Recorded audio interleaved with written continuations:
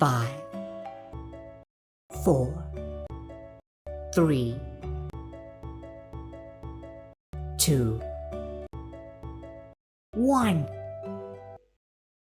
Mr. Deputy Chairman, Sir, Government of India has received reports that the United States is considering the possibility of resuming arms supplies to Pakistan.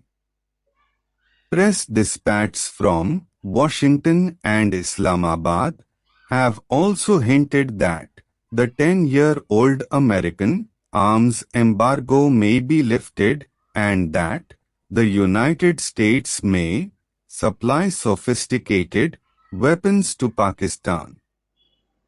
According to our information, this question was also discussed during the official visit of Pakistan's Prime Minister to Washington on 5th and 6th February, although no decision has been announced. The Government of India views the supply of American weapons to Pakistan with grave concern as it will have serious repercussions on the peace and stability of the subcontinent. We have taken up this matter with the US government at the highest level and have brought to its attention the consequences of the reversal of their present policy on the process of normalization on the subcontinent. On 28 January, I addressed a letter to the Secretary of State on this subject and conveyed to him our deep concern about the harmful effects of arms supplies to Pakistan on the peace of this region as well as on Indo-American relations. I particularly emphasized that Pakistan's fears about a military threat from India are wholly fanciful and unwarranted, as both India and Pakistan are committed in the Shimla Agreement to work for friendly and harmonious relationship and the establishment of durable peace in the subcontinent and to settle all their differences through peaceful means.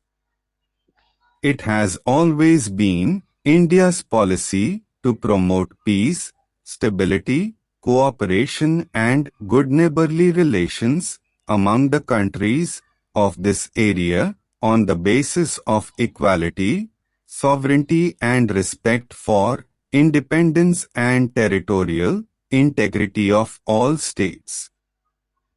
Despite the unfortunate past, we have made special efforts to bring about normalization and reconciliation with Pakistan.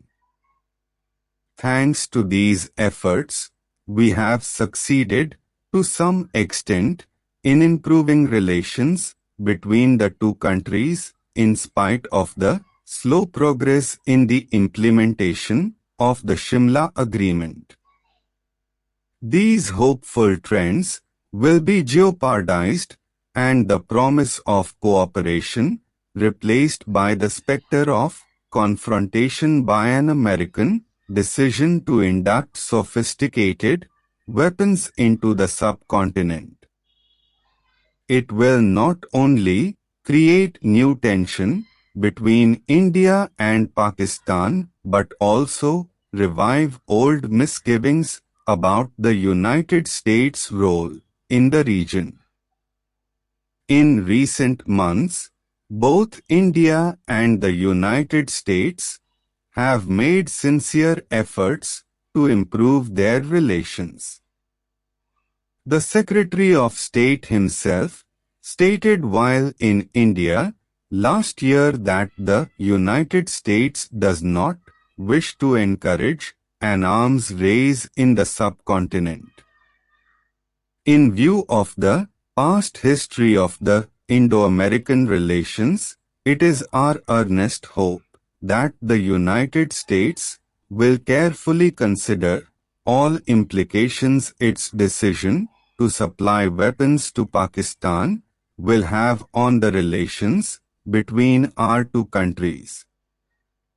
We also trust that the United States government will not reverse its present policy of non-induction of weapons into the subcontinent, as this could not be in the interests of the United States, India, Pakistan, or peace of this region.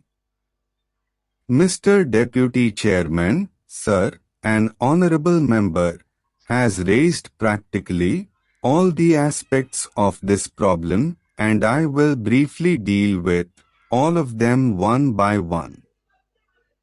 It is not only one party or one member, or this house or the other house, but the entire nation is of one voice in saying that the American arms supply to Pakistan is going to have an adverse effect on the normalization process that has started in the subcontinent and on the relations between USA and India. I have no doubt that America will take note of this one particular aspect of the problem. It is not an ordinary thing, and I can assure the honorable member that the letter that I wrote to him was a letter which gave him a very clear idea of the strong reaction that this country will have as a whole. The other point that he raised was the American policy in the Indian Ocean and, as a matter of fact, in the entire Asian region. What its effects are going to be and what is our assessment about it? I think it is much better if we see what the factors were which were responsible for these ups and downs in Indo-American relations. And this was basically the fact that they always tried to play a sort of balance of power politics in the subcontinent. They had this idea of parity of military strength between India and Pakistan. When the Secretary of State was here, because we know that this is an attitude responsible for this sort of things, we specially raised this particular aspect before him. And he was very categorical in this matter when he spoke about it that it is not the US government's policy. I am only repeating what he said. He said that they do not any longer believe in this policy of having a balance of power.